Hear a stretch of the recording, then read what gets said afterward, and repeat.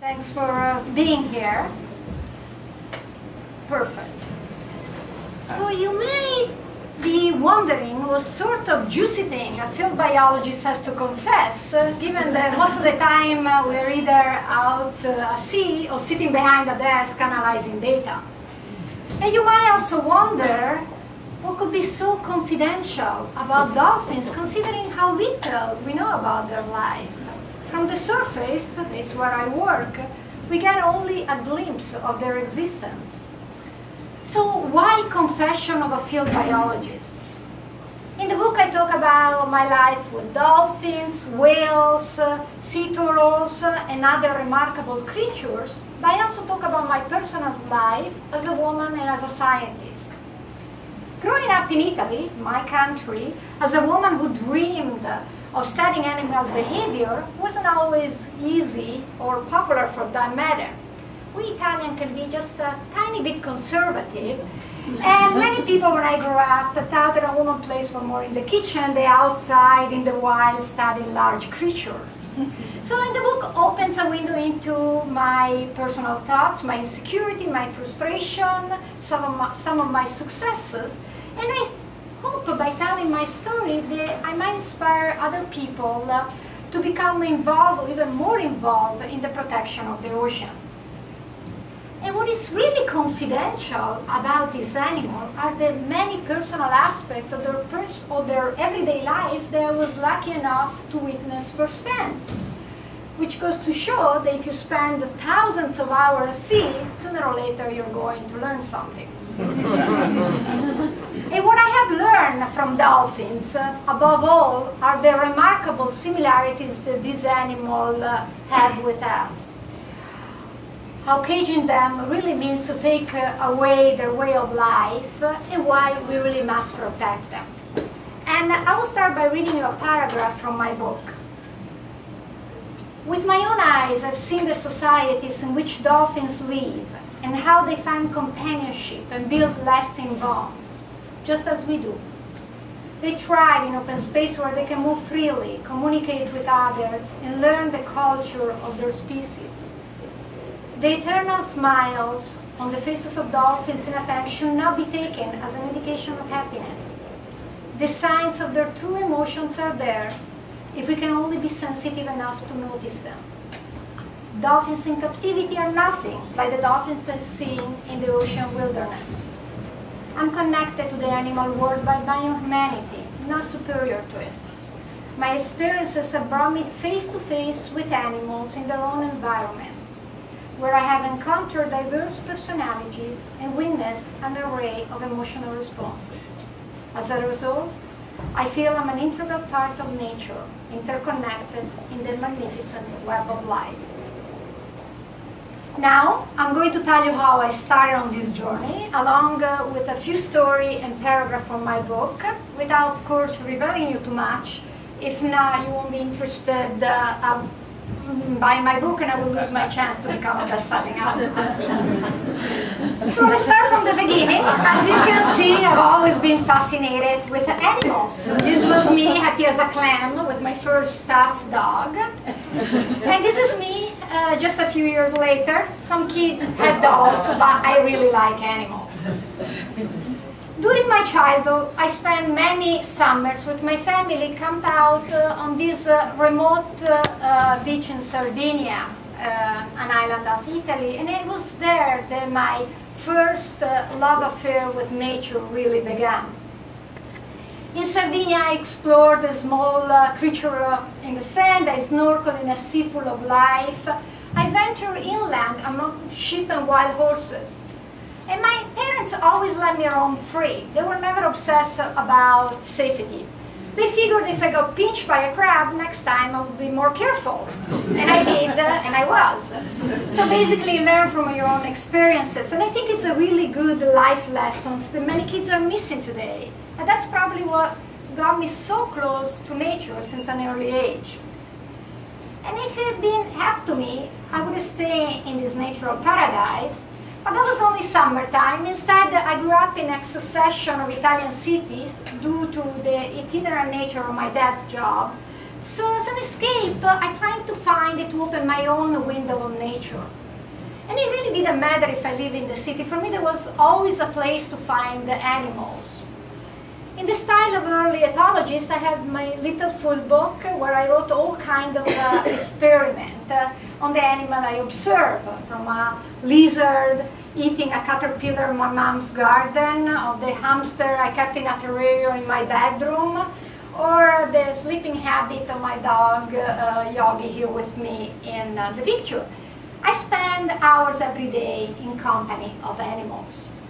Later on, I continue to conduct my own naive experiment in what I call nature, just to offset what's going on in school, where for the most part the animals that we observed were dead and mostly seen through the dissected body of frogs. And even being a student of natural science at the University of Padua didn't turn out to be what I had anticipated. The lecture had little to do with my idea of what natural science ought to be, and I felt suffocated in the cement box of my university. I guess I wasn't really ready for the kind of pre-programmed life that was unfolding before me, but everything seems pulling me in that direction. What my friends and my boyfriend were doing, where I live, the Italian mentality. So I realized early on that something needed to change, or I had to throw myself under a train, and I began looking for a stronger bond with nature. So in my search for this stronger bond with nature, I began traveling around Europe studying all kinds of creatures, from snakes to bats to pigeons. And when I turned 19, I also started working as a part-time freelance journalist for a bicycle tourism magazine. And this part-time job provided me enough money to pay for my classes and also allowed me to live the life of a city dweller for a week at a time. So when I wasn't taking mandatory courses at the University of Padua, I was either traveling on a bike or driving my Fiat 500 filled with camping gear to be somewhere out in the woods.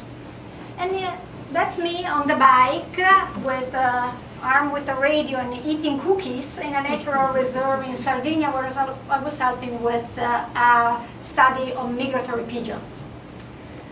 Dolphins hadn't yet entered my life, and studying the homing behavior of a species of lizard found in a natural reserve in Tuscany seemed as a good compromise between the strict requirement of my university and my total lack of money.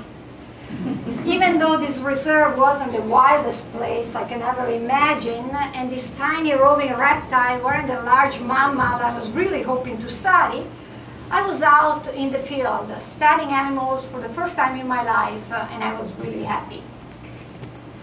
The leap from lizard, bigger lizard, here I'm cuddling an iguana, and then to sea turtles and dolphins came naturally. At the time, my brother Giovanni was working for an Italian research institute set up to study marine mammals and conduct research with the eco-volunteers. The institute was looking for someone interested in starting a new sea turtle program in a remote Yucatan reserve. Somehow studying reptiles, even if of a completely different taxonomic order, and my willingness to stay in a remote location for a month at a time got me the job.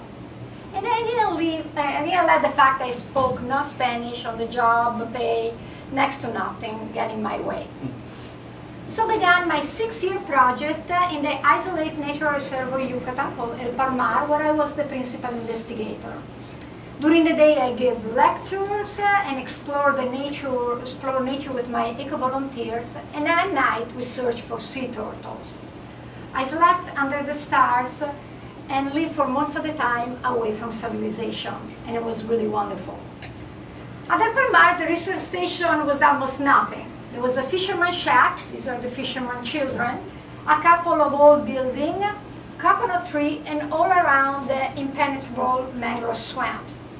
There were highly neurotoxic coral snakes, there were scorpions, tarantula, and spiders of all kinds. And then there were also other dangers, like drug smugglers. They arrived by boat at night at the same time we were doing research on sea turtles.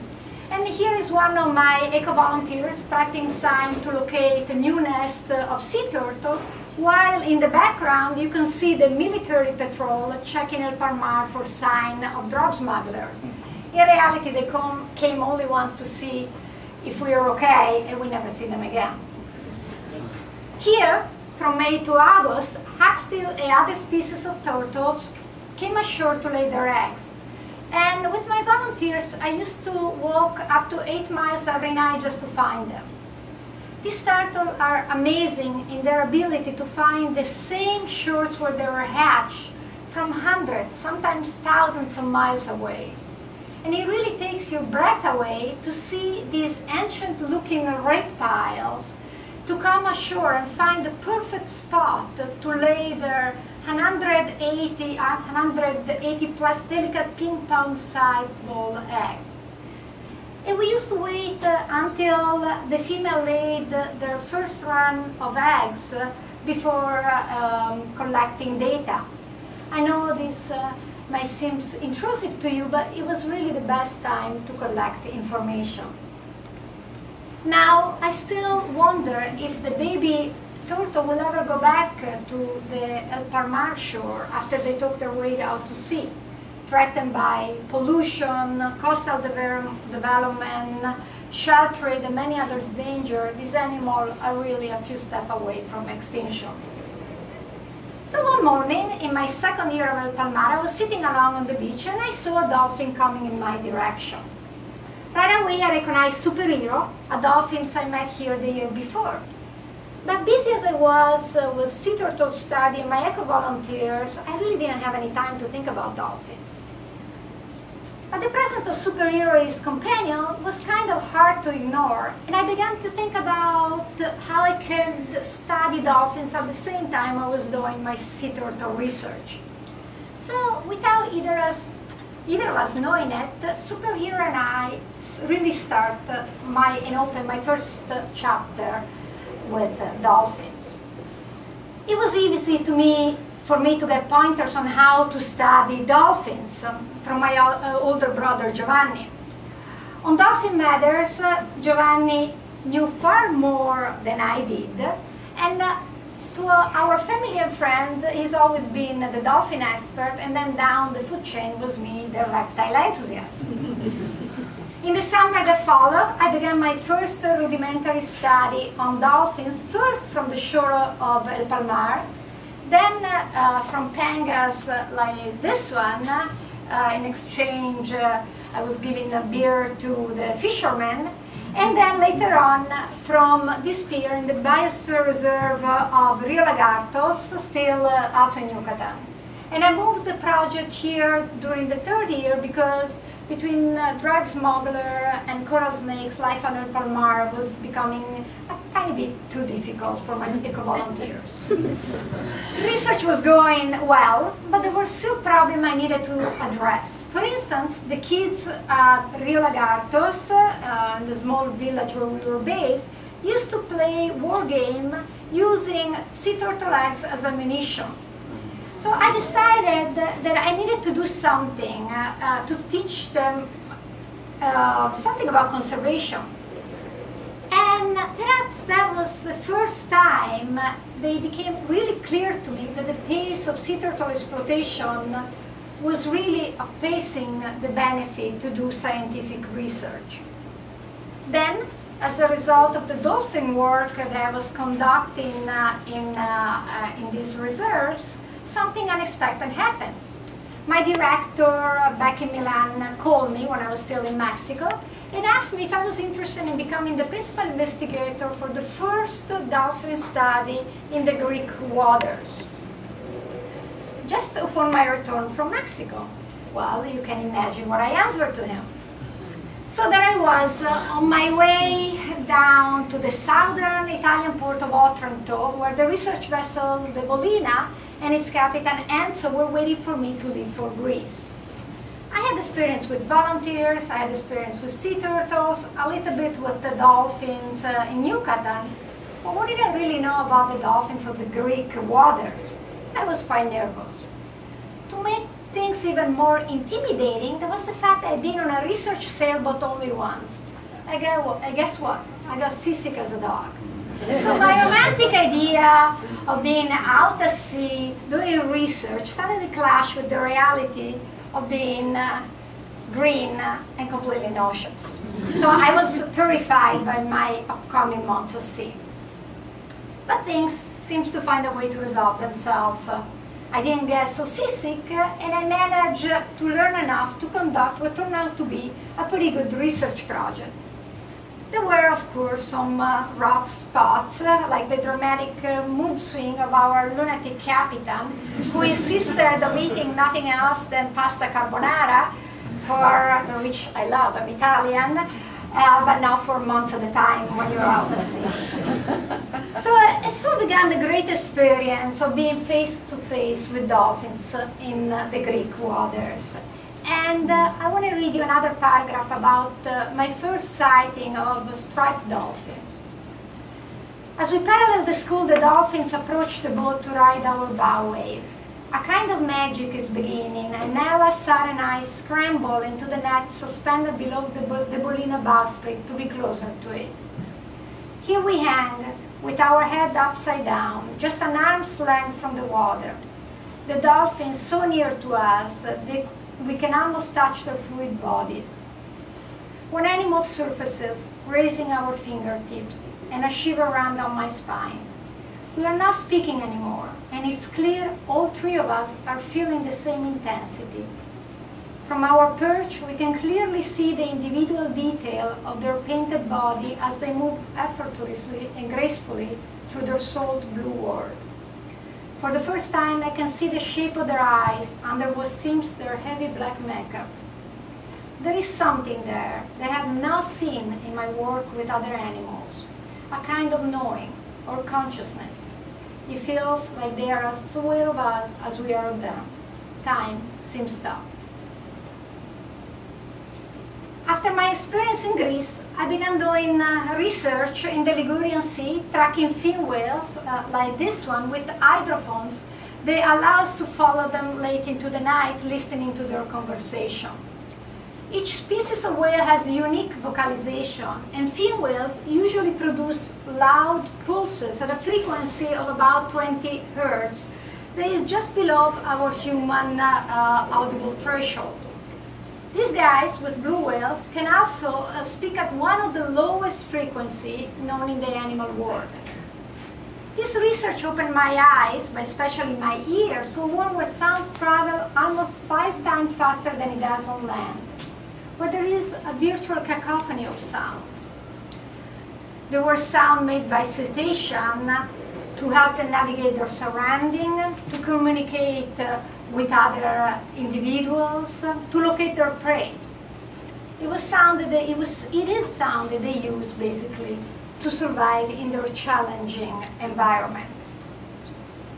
Being a marine biologist and traveling around the world to study dolphins and whales was really great, but it really didn't help me to pay my bills. So I was now living in Milan, working part-time as a journalist. But every time I went to sea, I knew that was there I was meant to be. And here is a little personal confession for you, seeing the book is called Dolphin Confidential, Confession of a Field Biologist.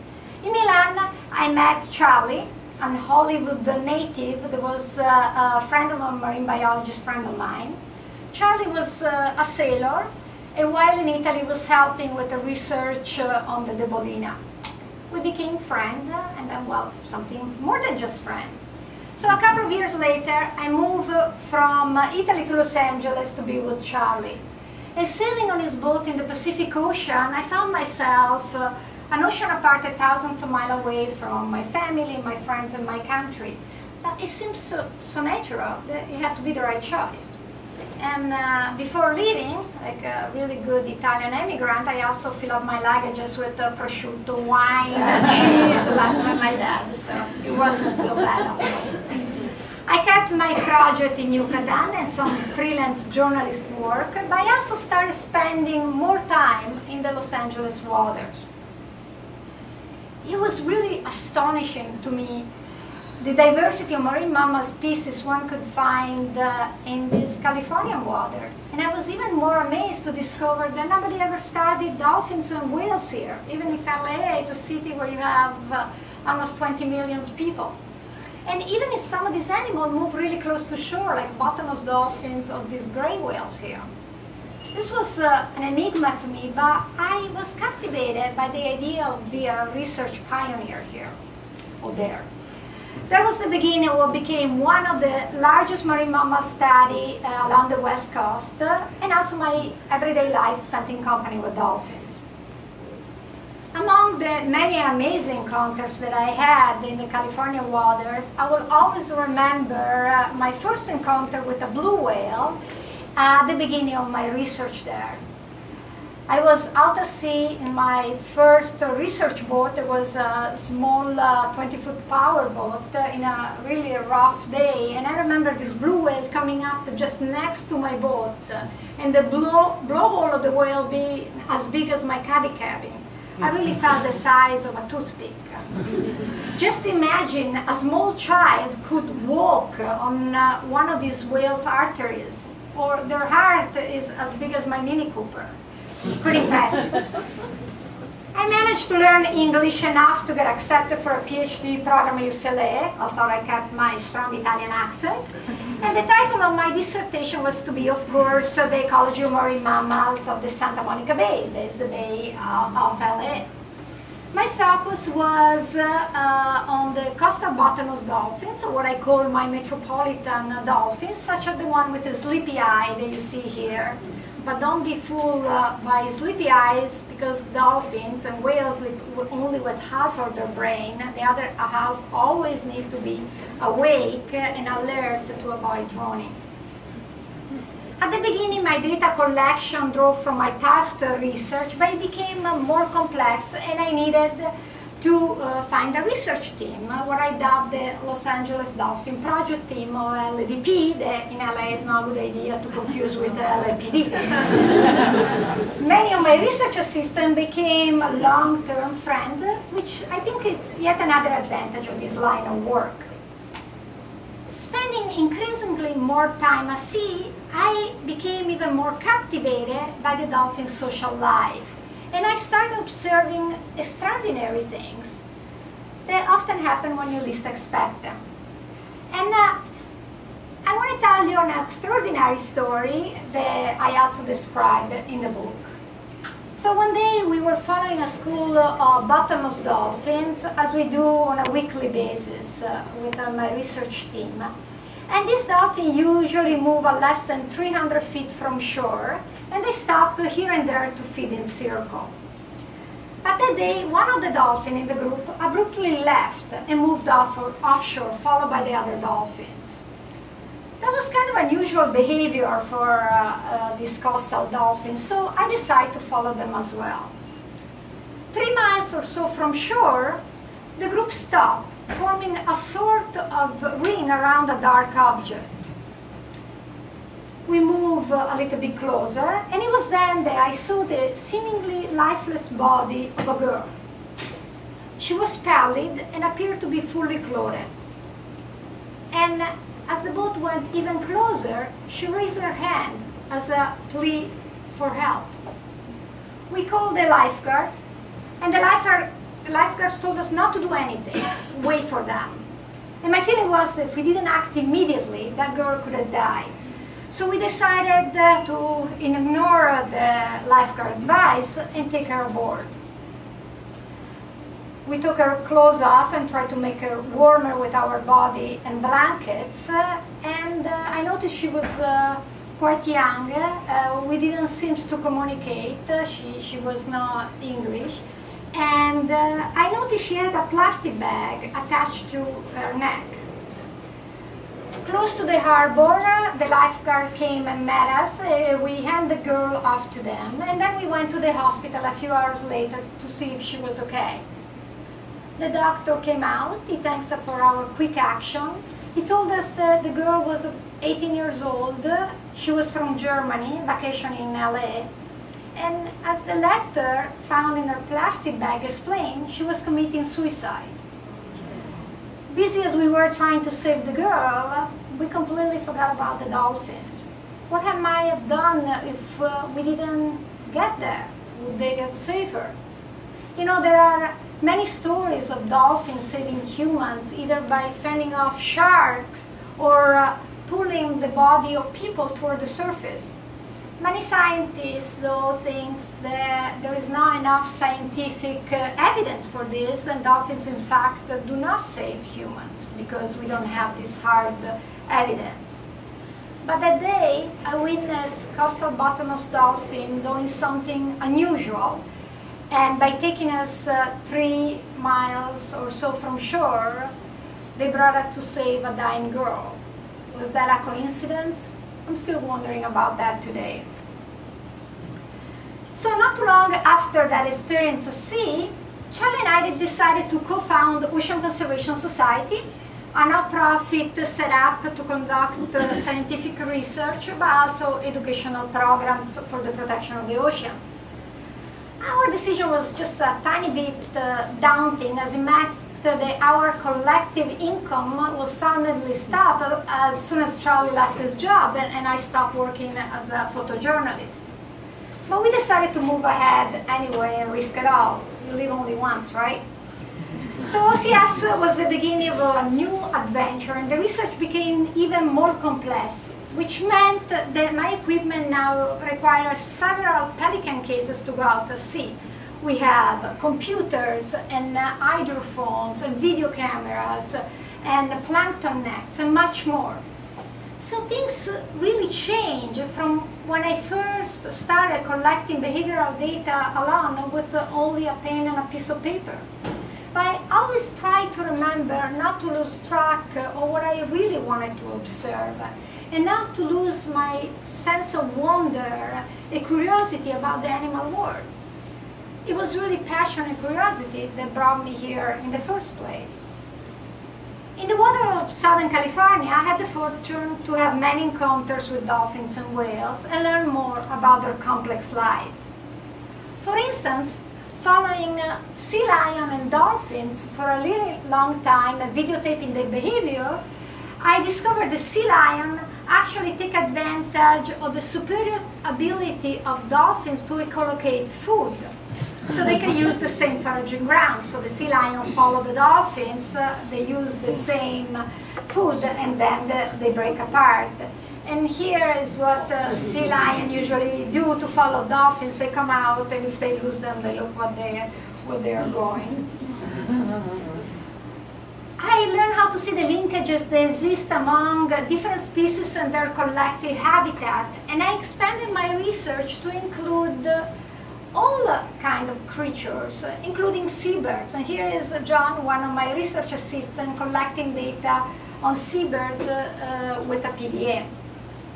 Analyzing and matching tens of thousands of images of photo-identified individuals, dorsal fin has notches and scars that work as a human fingerprints and can tell me the identity of almost every individual in a school.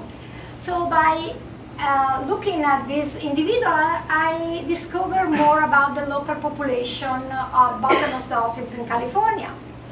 For instance, I found out that the coastal bottlenose dolphins, the one that move really close to shore in LA, use this area as a foraging ground, unfortunately often feeding near stormwater runoff area.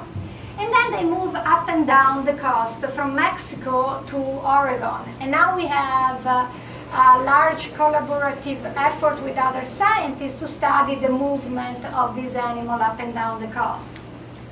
I learned how different inshore and offshore population of bottlenose dolphins really are, and how the offshore are more social and more acrobatic too than the inshore population. And contrary to popular knowledge, also this population partially overlap. I discovered that bottlenose dolphin in the bay and in other areas in California suffer skin diseases and physical deformities. This was the first study of this kind on the west coast of the United States. Now, the presence of these diseases is due to things like sea temperature and salinity, but it's also due to man-made pollutants. And this should concern us because it also has implications for our human health. And sometimes I get asked if dolphins avoid polluted areas. No, they don't. Actually, sometimes you find more dolphins in polluted areas. So it's really our responsibility to keep the ocean clean and for the well-being of these animals. Some of these research projects are still ongoing, and every year I add more projects. But my research has taken a more conservation-oriented approach because I strongly believe that we don't have the luxury anymore to do just research. What we scientists are going to study in the future if the has-built turtle will never go back to the Mexican shore, or if your North Atlantic rival here are facing extinction because of ship collision and entanglement. It's a good question to ask ourselves. But for now, for every hour my research team and I spend out at sea, we work at least 4 hours back in the lab. And one thing I would like to say, if there is someone in this room interested in pursuing dolphin research and becoming a field biologist, is the rewards of being a marine biologist are immense. But you really need to have the passion and the dedication for this line of work. And it can be a lot of work. This is mostly how I got here, and this is how I choose my research assistant today. You can always learn about dolphins, that's not so difficult. But you really can learn to be passionate and dedicated. To know more about whales, dolphins, porpoises, like this incredible Dall's porpoise here, or other marine mammals like this baby harbor seal without his mom that one day at sea desperately tried to come in our research boat, you really need to read my book. But now, I would like to take a moment to tell you what I learned from this animal and why we must protect them. I learned about the simplicity of life. When you're at sea looking at this animal, you really have the feeling that little is needed to be okay. One thing that I noticed many times is how dolphins and the ocean, nature in general, can change people. I've seen it happen with my volunteers back in Yucatan, and I saw it with volunteers off the water in LA, just a few miles from the big metropolis. I think all of us have this internal need to reconnect with nature, but we are so busy with our everyday life that it really slips by us, and we don't remember how much we really need it. One of the things that I learned early on is the dolphins are not all the same. They were not just the object of my study. They were single individuals, not solely for their scars and their notches, but also for their personality, for their emotions. People often ask me if dolphins have emotions. The short answer is yes. If you spend so much time as I did out at sea studying these animals, you can't deny that these animals have emotion. If you look at a mother in taking care of her calf, or if you see a dolphin grieving for the loss of another individual, it's extremely compelling. For instance, in the picture on the top, two pictures on the top here, we have a mother in the water of Greece pulling the body of her dead calf to the surface. This mother was really grieving for the loss of her calf. She stayed 2 days with the calf, even if other individuals in their school tried to take her away. It's quite amazing how these animals behave. I learned how to recognize them as intelligent creatures. It's true that intelligence, like emotions, is difficult to describe. And if you look at the animal world, almost any animal can be considered intelligent, right? Depending on the definition. And I can make a really good case for my dog, Burbank. He was a great enviro dog, able to deflate every balloon that we found at the sea. And here, really busy reading the instrument of my research book. As I explained in my first book, Beautiful Minds, The Parallel Lives of Great Apes and Dolphins, only in dolphins, great apes and humans, we find this complexity of their brain, the complexity of their social behavior, and the ecological complexity so strictly linked together.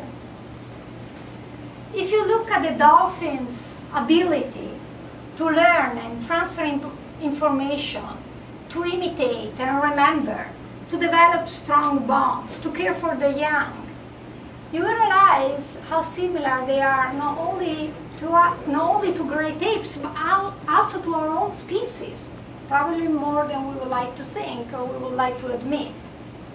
Sometimes we follow dolphins for 8, 9 hours in a day, and I really see how fluid their society are, how their groups break apart and they reform, how they communicate, how they cooperate to find food, and how they learn from each other. And then I think about putting one of these animals in a tank. What can be worse than that? So the natural world around me has changed so much since my childhood, and I have changed with it. Traveling around the world to study dolphins and whales, I witnessed firsthand the dramatic change in our environment. For the first time in history, dolphin species are disappearing under our eyes due to our human impact. I've seen abnormal cauliflower-looking growth on bottlenose dolphin in the Indian River Lagoon in Florida, and dolphins with physical deformities in Mediterranean, in California, and I know that they have them here too. I used to see huge lobster when I was little. Now they're half the size, so they're disappearing. We have lost 90% of our predatory fish. I'm sad that when I think the world I grew up has changed to such a degree that the encounters I had in nature may become just a memory. I think if we don't act together soon, some of these magnificent creatures won't be here much longer. But besides what the dolphins and the cartoon might think, I have a profound trust in our ability to change and become better humans. And I think that is really that trust that keeps me going.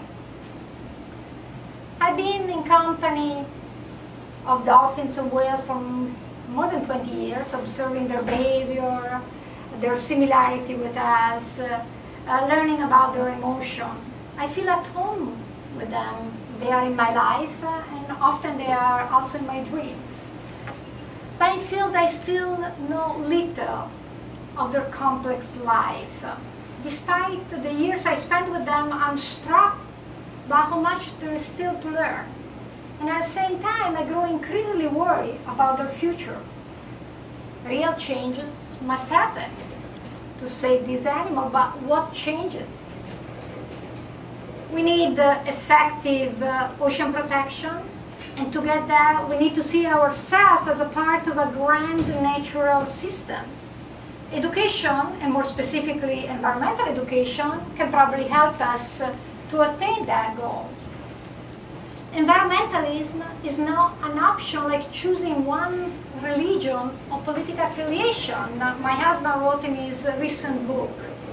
Charlie, like me, grew up with a passion for nature that changed later in life into a commitment to protect our vanishing wilderness.